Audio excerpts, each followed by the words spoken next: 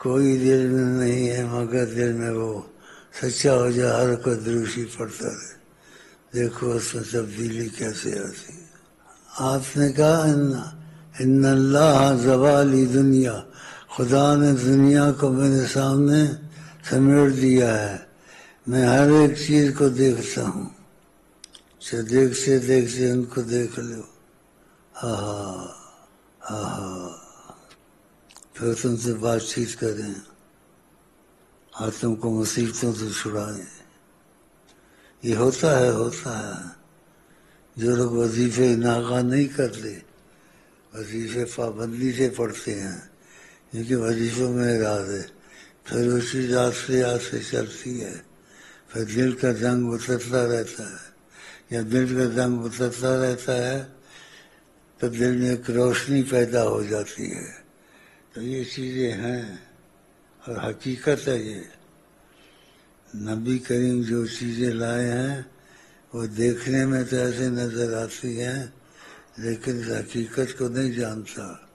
اسی ذکر سے ہی لوگ اولیاء اللہ بنتے ہیں، لیکن ترتیب اس کی ہوتی ہے، کرانے والا ہو، خود بھی واصل ہو اور خدا کو جانتا ہو، اور اس کے اندر قوت پیدا کرے۔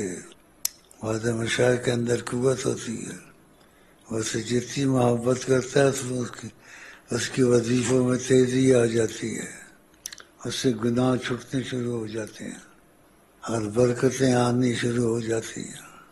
شیخ کی بڑی قدر ہے، لیکن اگر شیخ صحیح مل جائے، صحیح شیخ اگر مل جائے، یہ رسول اللہ سے رابطہ اس کا ہو، رابطہ، اور تمہارا رابطہ بھی کروا سکتا ہے، تمہارا رابطہ بھی کروا سکتا ہے۔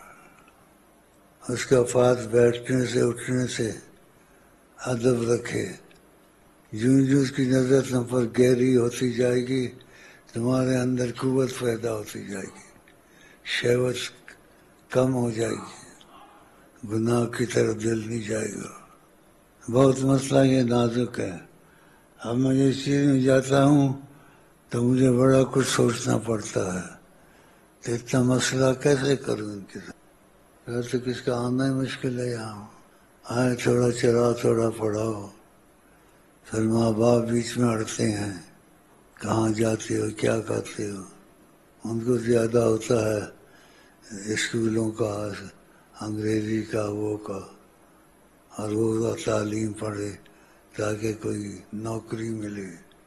یہاں تو بھائی نوکری ملنی ہے، ایک ہی ملنی ہے، دم مست کرندہ، دل خدا کا ہے خدا کو دینا ہے، دل نبی کا ہے پھر نبی کو دینا ہے، وہ اصلاح کریں گے۔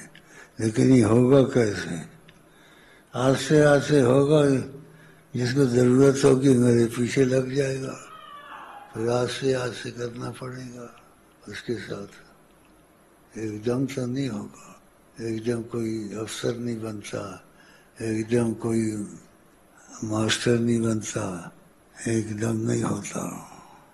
یہ طریقت کا مسئلہ بہت ہی گہرا ہے، اتنا گہرا ہے خدا کی قسم، کیونکہ اس میں فتوحات ہوتی ہیں کہ اللہ تعالیٰ کی طرف سے کوئی دروازے نور کے کھلتے ہیں، اللہ تعالیٰ کی محبت کی ہوائیں آتی ہیں، خوابیں آتی ہیں، اور بہت کچھ دیکھنا شروع کر دیتا ہے۔